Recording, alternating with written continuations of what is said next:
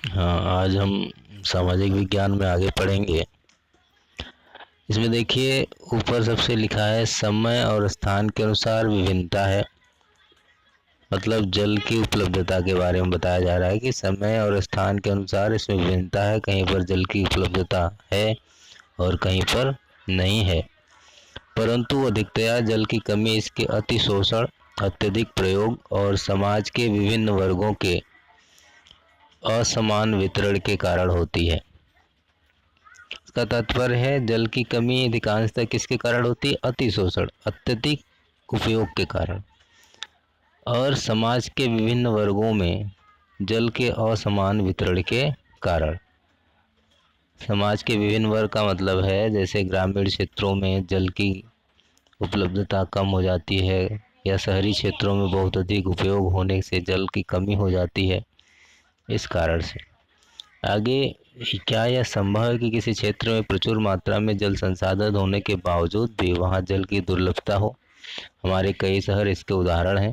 अतः जल दुर्लभता हो अत्यधिक और बढ़ती जनसंख्या और उसके परिणाम स्वरूप जल की बढ़ती मांग और उसके असमान वितरण का परिणाम हो सकता है।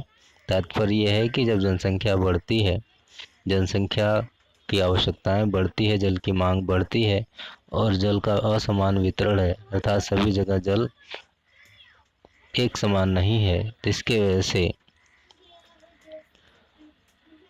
जल की कमी हो जाती है। जैसे अधिक जनसंख्या के लिए घरेलू उपयोग में बल्कि अधिक अनाज उगाने के लिए भी जल की आवश्यकता होती है। अतः अनाज का उत्पादन बढ़ाने के लिए जल संसाधनों का अति शोषण अर्थात अत्यधिक उपयोग करके सिंचित क्षेत्र बढ़ाया जा सकता है और शुष्क ऋतु में भी खेती की जा सकती है। सिंचित कृषि में जल का सबसे ज़्यादा उपयोग होता है। शुष्क कृषि तकनीकों तथा सूखा प्रतिरोधी फसलों द्वारा अब कृषि शांति लाने की आवश्यकता है। तो कृषि फसलों और घरेलू उद्योगों में या घरेलू कार्यों में और कृषि फसलों की सिंचाई में अत्यधिक जल का उपयोग होता है, जिससे जल का अति शोषण होता है। इसके लिए शुष्क कृषि तकनीकों तथा सूखा प्रतिरोधी फसलों की आवश्यकता है अर्थात ऐसी फसलों की आवश्यकता है जो कम जल में भी उत्पन्न हो सके, जिससे कि जल को बचाया जा सके।